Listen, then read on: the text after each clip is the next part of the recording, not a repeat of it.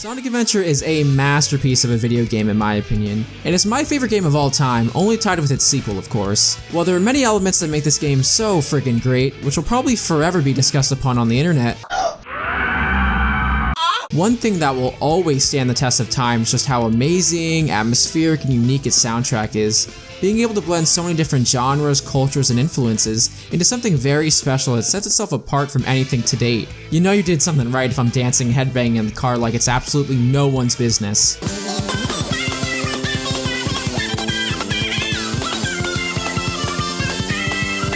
So today, phew, oh boy, it's gonna be a long one, so grab a drink and get comfy as we sit down and get into the nitty gritty of all of the stage tracks, hub themes, and some of the fantastic jingles this album has to offer, along with checking out the thought processes of the legendary composers, the behind the scenes, and development of one of gaming's best soundtracks ever created, the music of Sonic Adventure.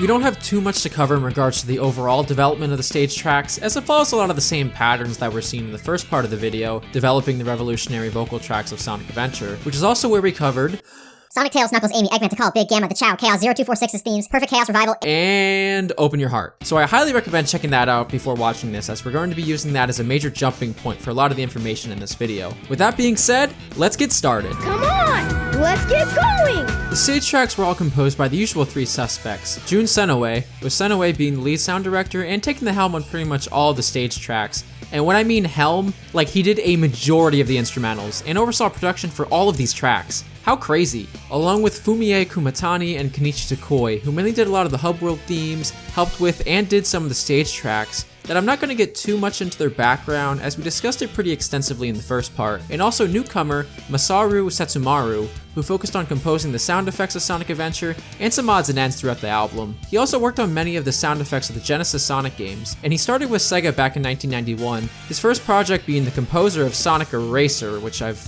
never heard of, all the way up to 2008's Phantasy Star Zero for the Nintendo DS. Going back to Senoue real quick, since this was his first time as lead sound director, creating this absolute masterpiece of a soundtrack was no easy task at all, as there was a lot to juggle from schedule management to the actual scale and size of the game itself being a challenging effort to overcome for Senoue and the rest of Sonic Team compared to their previous 2D outings, which he described in a never-before-seen sit-down interview with himself and Takashi Iizuka that came with the vinyl printing of SA1's soundtrack that I ended up getting from Limited Run Games. Atop that, director Takashi Iizuka also chimed in on this topic, talking about how when taking Sonic from 2D to 3D, their biggest goal was to evolve the essence of Sonic, being displayed through a multitude of ideas, and a common theme throughout all of these ideas? Blowing the fans away with each one.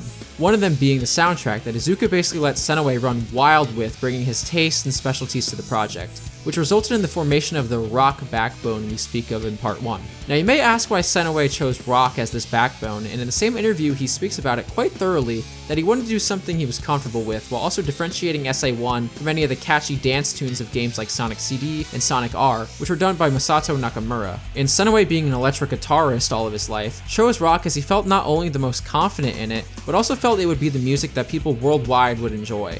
One thing I've always appreciated about SA1's soundtrack, and I believe has made it as timeless as it is, was the amount of instrument and genre variety that was used, blending rock with jazz, rap, pop, techno, you name it. With this in mind, Senoue and the team seem to take a lot of inspiration of the overall soundtrack from Western and British rock/pop bands in the 1980s, which we'll get more in depth with on their respective tracks, along with 1990s Japanese rock fusion artists like T-Square with their 1985 album Resort, for example, which definitely sounds like both Genesis and the more jazz-infused adventure era-oriented tracks. Cassiope and their 1982 album Mint Jams, which oozes that adventure spirit, and also Masayoshi Takadana from the 1980s, which if you listen to Takadana's music, you can definitely see where Senoue's influence came from here, especially in those big guitar riffs and such. I want to quickly give a big shout out to Rosiko on Twitter, who made me aware of Takadana, Cassiope, and T-Square as some of Senoue's influences. She also has her own YouTube channel that I really recommend checking out, as she makes her own music, and trust me, it's all fantastic. Now in the previous video, we spoke about how compared to the Saturn, the Dreamcast allowed for the composers to include a larger variety of songs. Well, Senoue goes into this even further, stating how in terms of sound production, Sonic Adventure established the core model for the later 3D Sonic games, giving a total of over 70 songs, including the already covered vocal tracks and voice clips from the cutscenes. That's incredible. With all this being said, let's get talking about those hub tracks first. I mean, where do I even begin? Sonic fan or not, if you've been around video games, you know those drums and that guitar riff. Absolutely perfect. Not only is this an excellent song to showcase the calm serenity of Station Square that contrasts well with the chaos that's soon to unfold in both the character and literary definition. Senoue and Susumaru composed the music for this track, but not only that, Senoue arranged, programmed, and also did that free-flowing electric guitar in this. Familiar faces from the last video were also brought in, like bassist Takashi Tanada and mixer Hirokazu Akashi, who did the mixing for pretty much everything on the soundtrack. I want to quickly touch on Tanada as he's a major player later on in the franchise for really developing that distinct sound of the 2000s Sonic music, especially Sonic Adventure 2 soundtrack. He kills it in Welcome to Station Square though, giving this track that little oomph and perfecting that refreshing urban feeling the track has with the bass slapping in the background, which Senoue applauded when describing the track. Along with the amazing guitar and fantastic bass work by Senoue and Tanada in this, I always appreciated the inclusion of the chimes and horns that really gave off this light freshness to the track that really was just the icing on the cake of perfection. While it isn't exactly stated who did the horns and chime work, I think we can assume this was a piece of Susumaru's contribution to the track. The composers knew this song was a banger even during the demo stage, as Kumatani said when discussing the track with the other composers in the Sonic Adventure original soundtrack album commentary. During the demo stage, before arrangement, everyone had teased, "It's like the fresh food department of a supermarket." When you tried to finish it, it was completed as a very stylish piece, like the refreshing blowing wind. This is backed up even more, as if we check out the auto demo version of Welcome to Station Square, it is legit the exact same except a little bit shorter. By the way, the auto demo was a build of SA1 that was designed to showcase the game and it stayed about 2 months before its Japanese final release. Welcome to Station Square has become a very iconic track throughout the franchise, with it getting quite a few remixes and renditions, most notably the 2016 Sonic Adventure Music Experience version that was supposed to be used for an SA1 and 2 remake, which is also quite faithful to the original. And more recently, 2019's Senoue and T-Lopes remix of it, which is found on the official Sonic YouTube channel and throws some different instruments into the mix like an accordion and some trap beats for good measure. As we talked about in the previous video when speaking of Tikal's theme and how it added so much variety to the soundtrack, having this heavenly and mystical track with the instrumentation and such. And while I wouldn't say that the Mystic Ruins share that same heavenly feeling, it certainly harps on the mystical feel. Much like Tikal's track, Kumatani took the lead on this one, doing the music, arrangement, and programming for this, while Akashi did the mixing once more. While not being my favorite track in the soundtrack overall, this is certainly a piece that I can always appreciate and respect just for the sheer amount of samples and moving parts going on in this track, from the voice samples, drums, chimes, percussions, and more that fill this piece out and make it incredibly atmospheric and special whenever stepping off the train. I always appreciated how heavy Mystic Ruins and a few other tracks in the game took influence from the Central and South American cultures that surrounded them while creating this game. And Mystic Ruins is a perfect example of that, with the very heavy Incan and Mayan cultural influences of Sonic Team at the Chichen Itza or Machu Picchu as examples. Kumatani really worked hard on this one, and it shows, as she says, "I worked hard. All were samples, but I continue to be particular about it at any rate, from the kinds of percussion instruments to singing voices. It becomes the music I'm highly satisfied with." Takoi loved this track so much, he said he was shocked when listening to it and how atmospheric of a track it was. While Mystic Ruins didn't have any changed beta tracks, we do get this really ominous and freaking scary unused title card jingle, which I'll play a little bit here.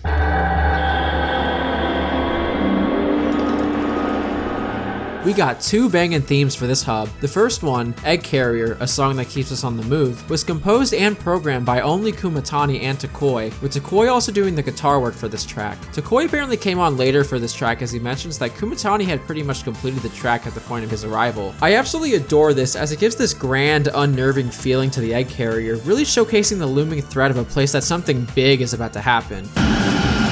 Oh, well, maybe not that big. Apparently that was one of the big key points when making this piece, as Kumatani herself says that the true feeling of the Egg Carrier was a place of decisive battle. I also want to mention, please take a listen to the soundtrack version of this too, as the in-game hub section removes a lot of the really awesome parts of the full song, like the beat breakdown and other stuff that just really adds to the awesome atmosphere of this piece. Senoue himself said this was one of his favorites from the OST overall. Absolutely fantastic piece that just really captures the scale and scope of this monumental monumental flying fortress that Eggman has created. As for the second piece called Calm After the Storm, which is the track that plays when the egg carrier is crashed in the ocean, or was supposed to as it's listed as the egg carrier's second field map track, but it only plays once during the game, during Gamma's assessment of the egg carrier when he unlocks Hot Shelter. This track was mainly composed by Takoi, while being a fantastic track that I personally wish got a lot more time to shine, but I do like the first one a bit better though. I think it's cool how much these contrast too, as Calm After the Storm has a lot more of a happier and free feeling compared to the dark and gloomy counterpart of a song that keeps us on the move. I always liked how in a song that keeps us on the move, the vocal sample is a lot more depressing and dreary, as in Calm After the Storm, the vocal sample seems a lot more energetic and free.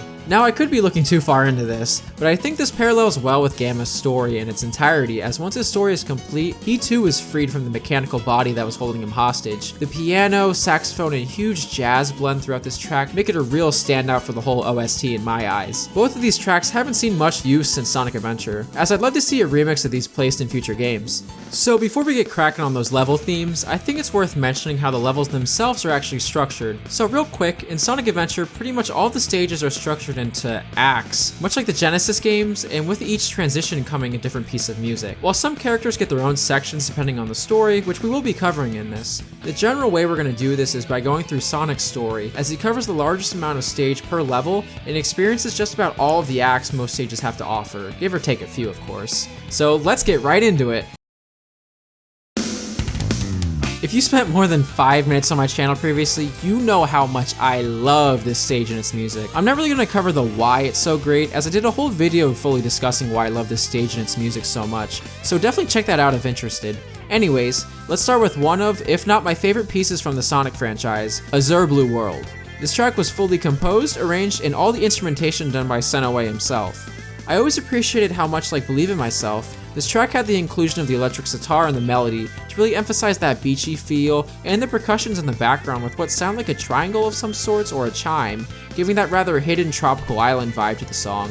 It's absolutely perfect. The song was originally from Sonic 3D Blast Genesis OST, which Senoue himself also handled, and you'll start to see a pattern of a lot of Sonic Adventures tracks being HD renditions of 3D Blast soundtrack. Anyways, Azure Blue World in its infancy was originally Spring Stadium Act 1's music, which especially in the beginning sounds a lot like Azure Blue World mixed with Sonic 2's Casino Night. Here's a quick bit.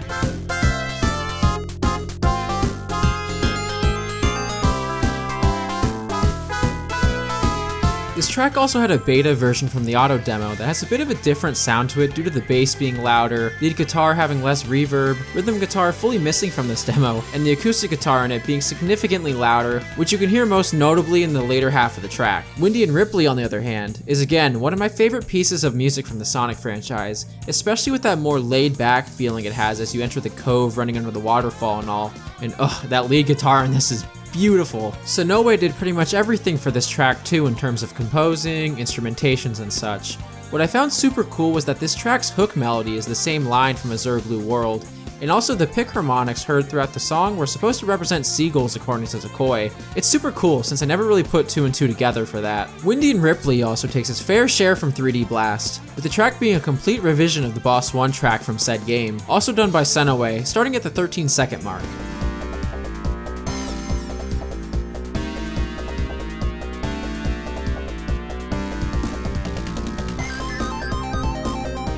As for Big's portion of Emerald Coast, which actually got its own track that is severely underrated called Big Fishes at Emerald Coast, and has a really beautiful, almost southern bayou feeling that is an excellent twist on the more traditional hidden beach vibe of the first two tracks. Senoue did the composition and such for this track also. What I found super interesting was Takoi's comments on it, talking about how a slide guitar was used to produce that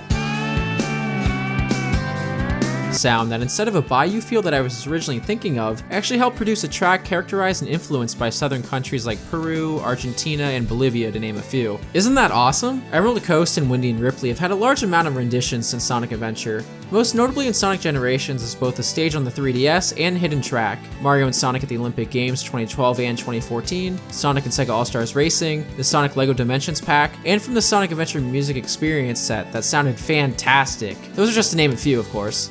Windy Hill is another absolutely fantastic track that has this serene, slower, and peaceful feeling throughout it that was made to contrast with the intensity of the next two acts in their tracks for this stage, with being in the tornado and coming out of it. Senoue composed, arranged, and did all the instrumentals for the 3 tracks in this level. Much like the tracks in Emerald Coast, Windy Hill itself was another HD version of the 3D Blast Genesis soundtrack, this time the bonus stage music for 3D Blast, which Senoue also worked on. Check it out!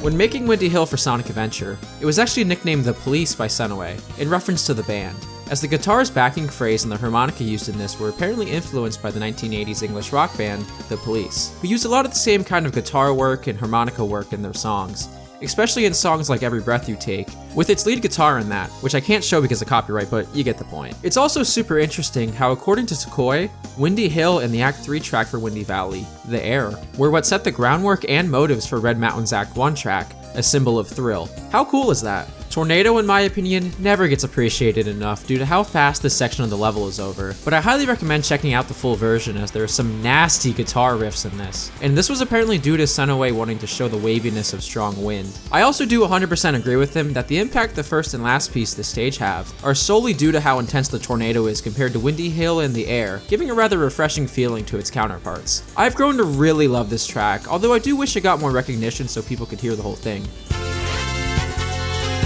Aw man, talk about awesome. This is exactly what Senoue said about refreshing. The airy, cheerful, and light vibe this track has really matches the atmosphere this stage gives off, with the clear skies and beautiful open stretches of track floating in the sky, along with all the composition and stuff being performed by Senoue himself. He includes the electric sitar in this quite heavily too, along with the chimes and such that really make this a track set above the rest in my eyes, and also a favorite among so many fans. This also was a track from Sonic 3D Blast's Genesis OST that Senoue brought back in one-to-one fashion for Sonic Adventure, which I'll play a bit here.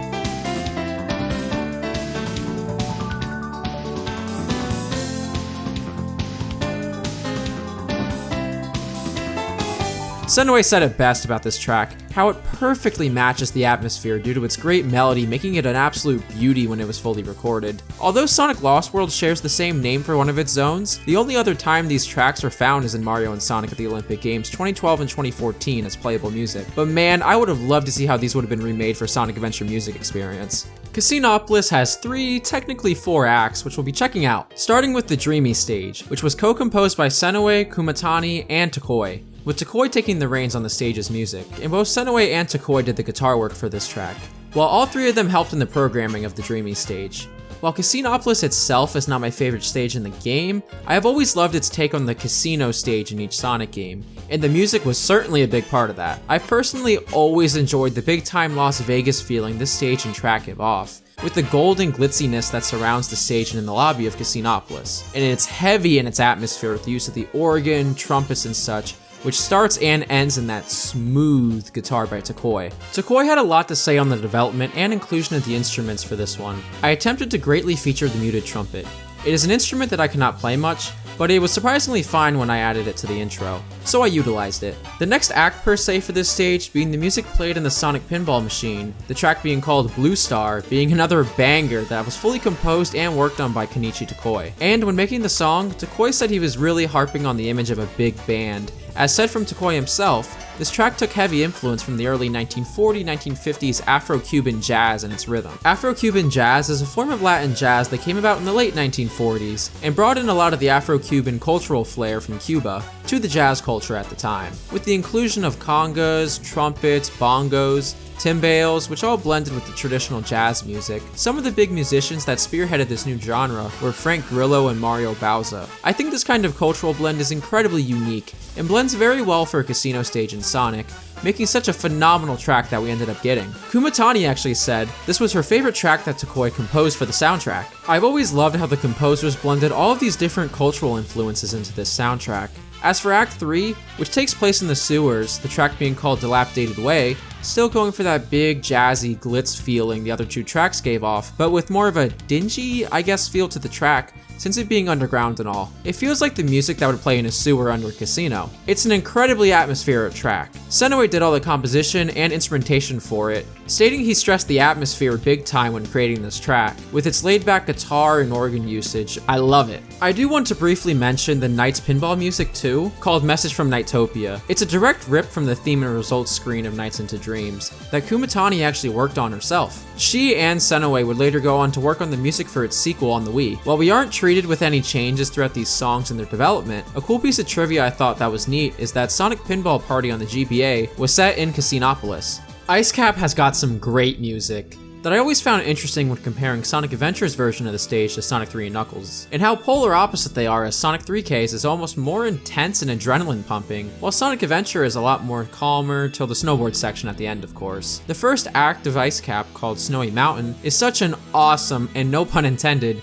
chill track that has some of the smoothest electric guitar riffs. Coupled with the acoustic guitar and chimes blended, it's fantastic. This track suffers the same fate as a few others though, where you can't listen to the whole thing since it's cut so short in game. Senoue did the composition, guitar work, and other instrumentation for the first act of Ice Cap, while him and Takoi worked together on the act 3 of this stage, which I'll get into in a bit. I can't speak enough about how much I love this track and how atmospheric it is. It really makes you feel like you're exploring some magical ice cavern, which Takoi described as an icy waltz atmosphere. As for Limestone Cave, the act 2 of this stage hits a home run in the atmospheric sense, as Kumatani, who did the composition and music for this track, described its concept as coldness and silence, which I would agree with, as Act 1 is a lot more laid back. On the other hand, this gives the feeling of an unnerving silence throughout that makes you really want to get this section done as fast as possible. I do like the samples of the howling winds and such that Kumatani put in, to really give that feeling of the brutality of cold in this. Limestone Cave actually had some small tweaks made to it in the auto demo version compared to the final product, as the track is generally a lot quieter, which I felt was a bad move if kept that way, since man, if I'm listening to Sonic, I want to hear that sweet music.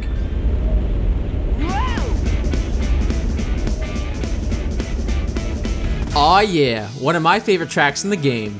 Be cool, be wild, be groovy. I mean, if this is the most Sonic name you could give a song, I don't know what is. Senoue and Takoi worked together in composing and programming the music for this one, while Senoue, like always, did the guitar work and arranged the track. I love the variety of instruments that are used in this track, and it really gives that extreme feeling of, well, snowboarding down a mountain with a giant avalanche behind you while doing tricks. It's so awesome how Senoue and Takoi just went wild when making this. Senoue unconventionally used a whammy bar for some of the guitar parts in this, along with Takoi putting that awesome sax solo and brass throughout the track. It was funny reading Takoi recount a conversation he had with mixer Akashi when recording this, where Takoi asked Akashi, would this brass match the image of the song? Because my ears have become uncool. It was also crazy to read Senoue recount that they finished recording and mixing the song at 4 in the morning. I always really enjoyed this track just for how it keeps that hard rock core with the electric guitar, but blends jazz so effortlessly into it, which makes this stage become a treat to play, with the jets dropping bombs around you and all. The auto demo of this act's music isn't much different, except the percussion is a little more up front and it's cut halfway through. Unfortunately, this stage's music hasn't really seen any new renditions, as when people think of Ice Cap, they normally attract to the Sonic 3 stage that also has 10 out of 10 music. I'd love to see a new rendition of this at some point though. Twinkle Park is one of my favorite stages in the game, and it's a setting I would love to see come back with the giant castle and space setting behind it. It's incredibly unique, which extends to the music also, as Twinkle Park is split into 2 acts, and a section for Amy that gets its own music piece also. Starting with Act 1, Twinkle Cart, this was composed by Senoue and is an HD rendition of 3D Blast's Genesis OST, this time for the Zone Panic Puppet, which then turned into Twinkle Cart. Here I'll play a bit of it.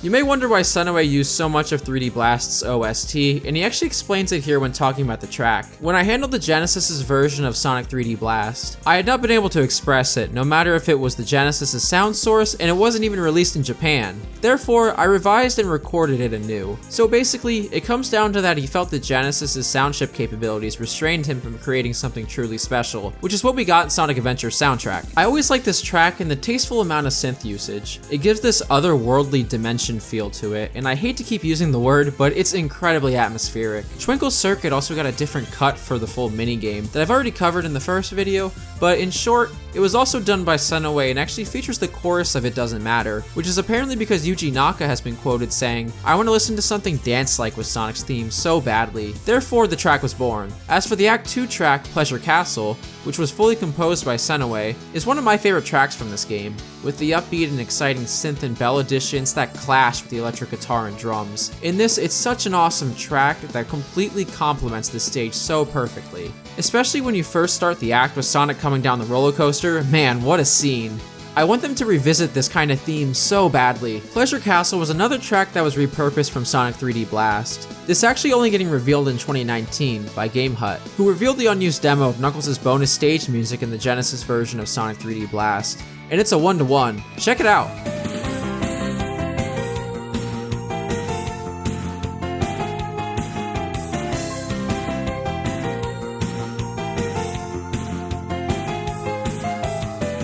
Pleasure Castle's history doesn't stop there either. As Senoue said himself, this was one of the first tracks made all the way back when this game was still called Sonic RPG. They reused it from that era too, as it could have had various meanings, and now that he says that, I could totally see this being used as an RPG hub theme. As for Amy's exclusive track, Fakery Way, which was used during the mirror section running away from Zero, this was fully done by Kumatani, and let me tell you, this sounds straight out of Silent Hill or something like that. Kumatani was trying to showcase the spookiness inside the castle with this track, and it really shows as it has this foreboding creepiness you'd hear in a horror game with the bombastic piano keys, creepy music box sounds, and a frickin' weird baby laughing. This section still freaks me out when playing it sometimes. And as I said earlier, I'd love to see another stage in Pleasure Castle setting with similar music and all. Unfortunately, we've only got one remix of Pleasure Castle since Sonic Adventure, that being in Sonic 4 Episode 2, where White Park Act 2's theme has a bit of Pleasure Castle in it, so that's pretty awesome, I guess. Sand Hill is such an underrated banger. Takoi did all the composition and programming on this one, and he really knew what he was going for right from the beginning with this track, as he's quoted saying, "I made it with the concept of getting through the traps in the sun-baked desert, while having the atmosphere of Lost World." I love this track, and to me, it sounds more like Sandopolis meets Lost World. The synth work and upbeat tempo of this track made it so great. The other composers love this track too, as Kumatani said, "Here it comes." The music in which everyone would come to put grins on their faces in this one. I wish this was used a tad more in game, as it's such a banger, but when it is used in Tails' stage, it is pretty hype. Sandboarding through the desert as these giant ancient columns shoot up from the ground, pretty awesome, right? Sand Hill has actually gotten some love relatively recently, as a remix most recently appearing in 2019's Team Sonic Racing under the name Sand Road. And how could we forget the classic line, Green Hill's looking a lot more like...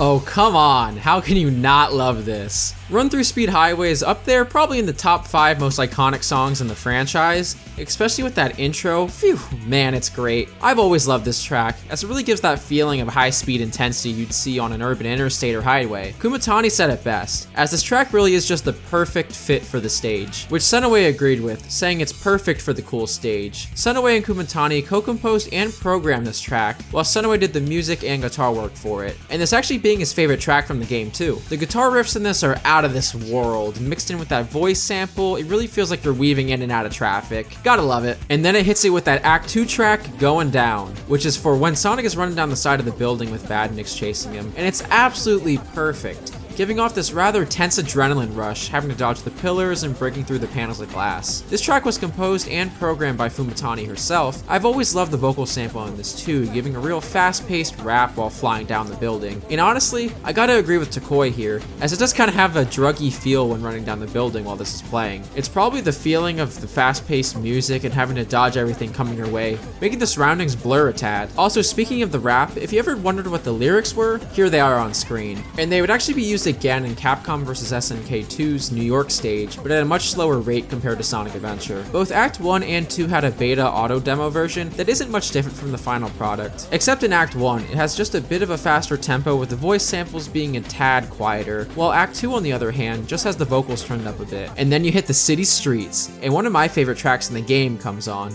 with At Dawn that contrasts perfectly with the fast-paced and intense Act 1 and Act 2 tracks to something a lot more serene, with the early morning city, cars bustling through the streets, and beautiful piano in the background. This track was fully done by Senoue, and when creating it, he himself also said that he tried to describe the early morning city likeness from a different side of Station Square's music. He also said that the tentative title for this song was ABBA, in reference to the Swedish pop group that was popular in the 1970s and 80s. And actually, if you listen to one of their most popular songs, Dancing Queen, you can really tell he took heavy inspiration from this song and its piano work, which then got translated into At Dawn. Again, I can't play it because of copyright, but seriously, take a listen to them. The influence is crazy. Speed Highway and its respective tracks have generally been used as the staple songs for Sonic Adventure, with them appearing in Sonic Generations, Mario and Sonic at the Olympic Games, and also getting a remake in the Sonic Adventure music experience. A Symbol of Thrill for Red Mountain is another great track that blends all these different instruments together so well, with the guitar, piano, drums, saxophone,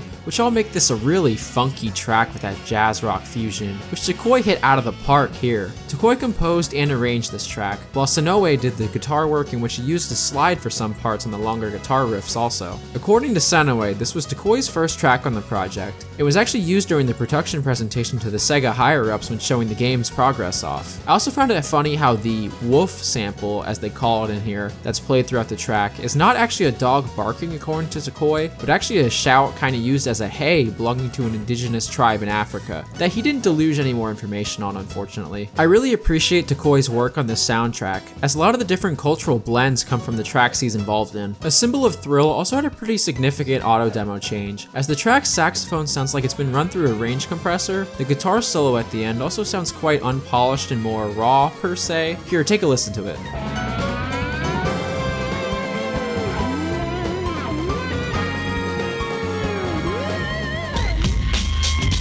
Aw, hell yeah. Honestly, this track may be right up there with Azure Blue World for my favorite stage track in the game. Red Hot Skull is such a freaking banger.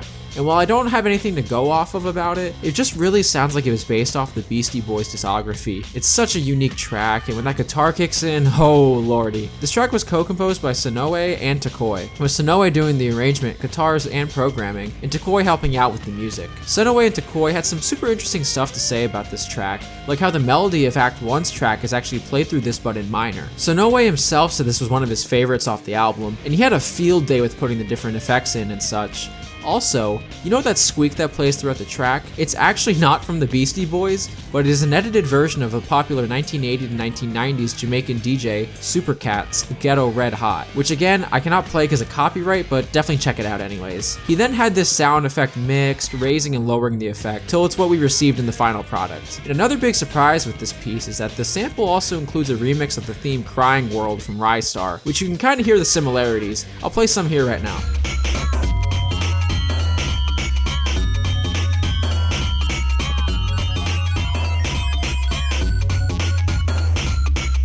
I know I'm saying this for a lot of them, but god dang, I love this piece so much. Tornado Scramble is the track that plays for the Sky Chase segments, which are actually hella fun by the way. Can we please get some love for them? This track has this really grand, dramatic epicness to it in my opinion, that's encapsulated as Sonic and Tails take on this huge ass egg carrier. This is the only full song that Setsumaru did, and let me tell ya, his one and done was in style for sure. When making this track, Setsumaru wanted to make something that felt more man-made and would contrast with the more natural, earthy tracks like say Mystic Ruins.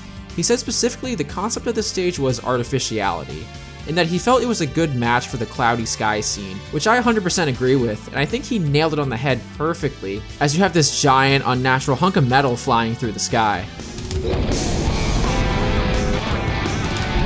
Skydeck A Go-Go is another one of my favorites, for one of my favorite stages. I love this track, and it shows the hecticness of Sonic and Tails crash landing on the egg carrier and falling right into the mix of the mechanical bits that keep the egg carrier afloat. With them getting shot out of a cannon to start the stage and all. It's so great, with the organ solo, guitars and such, but the guitar riffs in this are truly what make it special, and give it a serious funky vibe in my eyes. This track was fully composed, arranged, and performed by Senoue. According to Senoue, this was another track that was used in the production presentation, as he felt it would leave a strong impression. When making this, he was really going for a distinct groovy feeling. Act 2, General Offensive, is probably my favorite out of the two, even though I said both are my favorites, as because they both are just so damn good. As I really like the faster tempo here and the extra guitar solos that were added. This track was actually triple composed by Senoue, who did the guitars, Kumatani, who helped program it, and Takoi, who pitched in with the music and programming. Kumatani described the tracks as full of playfulness, which I can totally see as this track really gives off that classic Sonic Adventure era feel of Sonic having fun while completely ripping up Eggman's creations, which is also what he's doing in this stage, of course. The added drums, which Kumatani put in, also really give some depth to the track in my eyes. As Senoue said, this track wouldn't have been completed without Takoi's jungle taste, to make it sound real cool as always. Unfortunately, this is another sad occurrence, where this stage and its tracks were just completely forgotten after Sonic Adventure 1. Really would have loved to see how these would have been handled in a remake. Tricky Maze, which is the name of Act 1's track in Lost World, is such a beautiful, raw, mystical, unnerving, and really atmospheric track that sets itself apart from the rest, being like, okay, fun time is over. This place actually has a feeling of true lurking danger beneath it. Compared to the rather happier tracks that are present in the game, even when Eggman is around. This track was fully done by Kumatani, who really took heavy influence from those South American, Incan, Mayan, and Aztec cultures, and made a phenomenal track with it. Besides the atmospheric chants sampled throughout this piece, Kumatani also brought in a timpani, which is a type of percussion instrument, to have that rapid drum pattern in the background, and then that silence where it's just the timpani and the piano is so beautiful. Takoi was blown away from this piece, as he says here, "This is the second part in which I thought, I've been beaten. I was appalled by the sudden timpani. Although I was thoroughly KO'd by just that, I was further attacked by the lyrical piano. This is also the music that made it a firm determination of creating danger chased by rock," aka track 8. Senoue also chimed in that when he was overseeing the creation of this track, he wanted something cinematic for Lost World, and he felt that every piece was perfectly suitable. I 100% agree with this, as it's tracks like this and some that we've mentioned previously that truly make this soundtrack stand out and shine as such a unique blend of genres, cultural influences, and instruments, and it just frustrates me to no end how people simply write this off as butt rock, which is a whole other conversation as to why this term is so ignorant, when this OST has so much more musical range than most games I've ever seen. The same 100% goes for Act 2's Danger Chased by Rock, which has this real foreboding, intense, and flat-out scary feeling to it, and it's so incredibly atmospheric that sometimes when I'm alone at night and playing SA1, this track still gives me the creeps. Takoi composed it and did all the work for this one, and like he said when talking about the previous track, he was hell-bent on that friendly rivalry with Kumatani. As he says, "This is music made under great pressure. I had a very hard time finishing it without applying the expansion to the utmost, so that does not become a hindrance on the game itself." It is so awesome to see how much fun the composers were having while making this and encouraging each other to do better and just make a freaking killer soundtrack.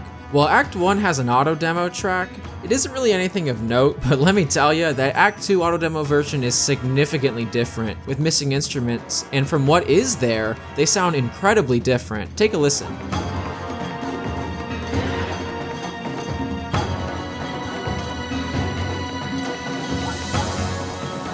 Act 3, called Leading Lights, is another great track that gives this more chill vibe that I absolutely adore for the final part of the stage, especially with the drums and horn sounding instruments used here. It's so awesome. I've always really liked this track as it blends those ancient South American cultural influences with that kind of jazz funk beat for something super special. Takoi and Kumatani both worked on composing this together, with Takoi doing the arrangement, bass, and programming, and while both composers worked together on the music itself. Takoi really felt comfortable making this track, and he explained his thought process a bit when working on this. For me, I will definitely start work from bass when making music, then the drum patterns will come to mind, and then dum tish tish. Senoue also really loved this track as the drum pattern in this reminded him of the late English rock drummer Cozy Powell, who Senoue actually helped make a tribute album for. This hi-hat dun tish tish sound was his habit. Lost World's Act 2 gets featured once again in Sonic Adventure 2 during Canon's Core, right at the end of the level before the Bio-Lizard fight, under the name Event Madness, which was also redone by Takoi for SA2.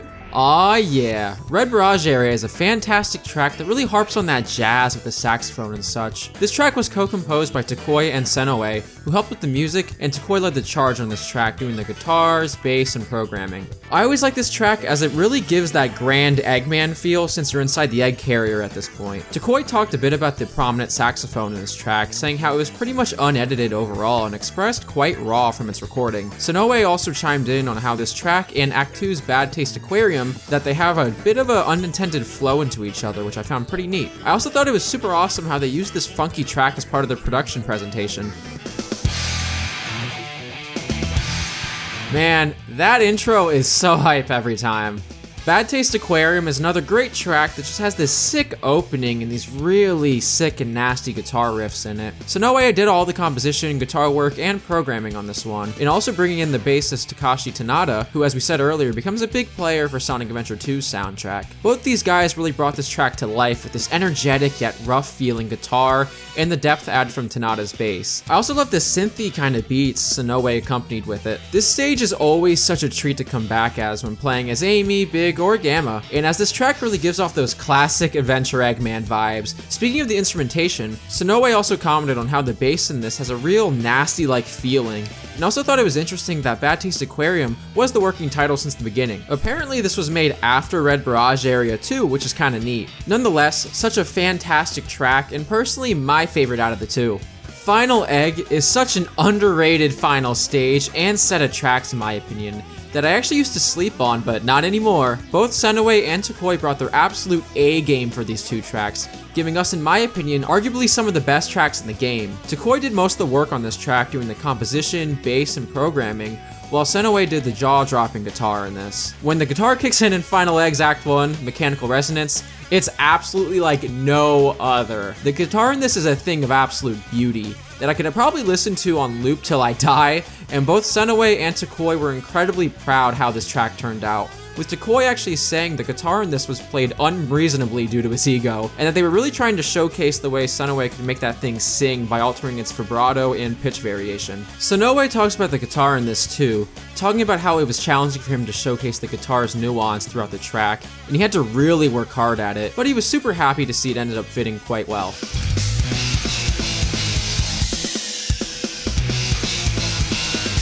As for Act 2's Crank Up the Heat, which serves as the final stage track that went out with the biggest bang possible, especially in that intro sequence, which really sounds like you're cranking the heat up. And then it comes in with those killer guitar riffs and also makes as the perfect final stage music you can get, as it just oozes that feeling of a final Sonic vs. Eggman showdown waiting to happen. With those horns used against the guitar, it's just phenomenal. Tokoi said it perfectly when describing the track. It's actually the image of the final stage. It intertwines with avant-garde guitars phrase, and that slap bass that appears in the middle is fitting. Senoue and Tokoi both co-composed this, with Senoue taking the lead, doing, like always, that magnificent guitar and programming. Tokoi helped out with the music, much like Mechanical Resonance, which they actually used as a bass for this song. The two of them were incredibly proud of this track, as they should be. Senoue described the process behind making this piece, saying, "This is the music arranged in my own style based on track 25, and it's a satisfactory finish personally. The intro's odd meter, the wah's melody, the intertwined bass solo, anyway, the key word in myself was thoroughly and nastily. I did the work at an external studio, so I was impatient to let Tokoi listen to it quickly. Both Senoue and Tokoi knocked this out of the park, and it's just a masterpiece final stage track for an absolute masterpiece of a video game.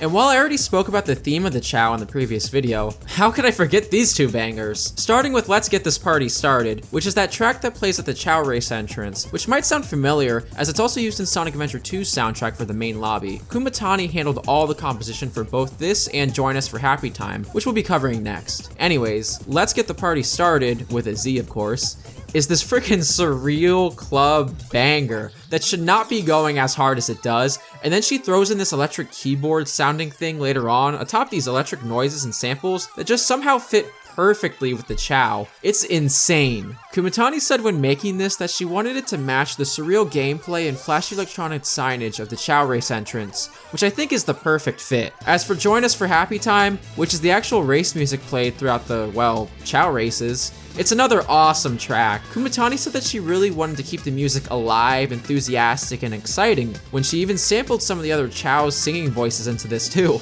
I love this track as it feels like no matter the place the Chow are in, you're always pushing them to first place, and you somehow are always happy while doing it. It's kinda creepy now that I think about it. Senoue commented on this one saying how the Chow race is really livening up, isn't it? Being heated up alone and saying things like, hey, keep going. I can agree with this, even when they decide just to sit in the middle of the freaking race when I've been spending hours training them. Nonetheless, the energy is always very high due to this track.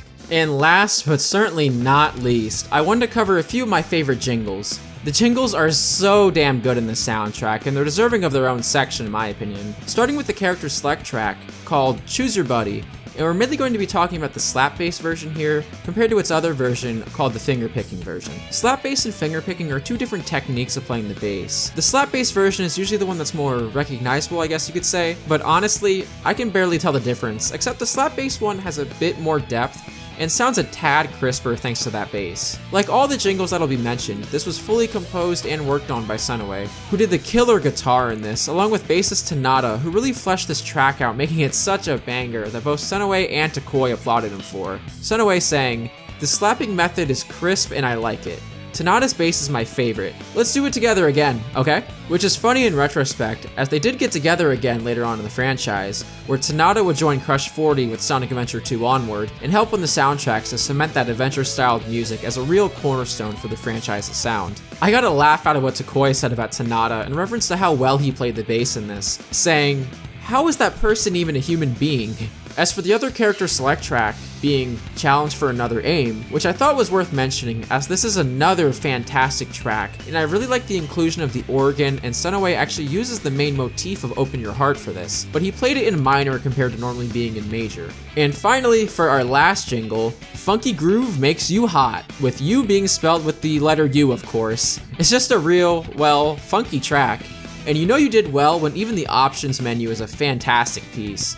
I love the saxophone used for this, along with the heavy guitar and bass. It's just so Sonic Adventure to me. Senoue talks about how he intended the screen music to go, saying, "This is the music in which the method of performing after enlivening the notes is comfortable, with very funky feeling." In Sonic Adventure, I intend to be quite particular about such subtle screen music as well. I wonder if it is very loud with the wah of guitar and bass. Takoi also loved the delay skipping in it, claiming how the atmosphere of the whole piece is nice. It's tough for me, as it's either this one or the slap bass version of Choose Your Buddy as my favorite. Nah, I can't choose. They're all my favorite, what am I saying? Hey everyone, I really hope you enjoyed the video. It was so much fun making and researching about one of my favorite soundtracks, well, ever. I wanted to make this video as a love letter to the soundtrack for the franchise's 30th anniversary, and make it as great as I could, leaving no stone unturned. Not saying I didn't for the other videos, but you catch my drift. As this is going to be the last fully dedicated Sonic Adventure video on the channel for quite a while. Not saying that Sonic Adventure is going away per se, but I just feel like I've covered everything I've wanted to in regards to solely focusing on the game. This game and soundtrack means so much to me personally, and it's been an absolute blast being able to replay, truly get a grasp, understanding, and fully appreciate why this game is as great as it is in my eyes. I'm currently working on the Sonic Adventure 2 soundtrack development video,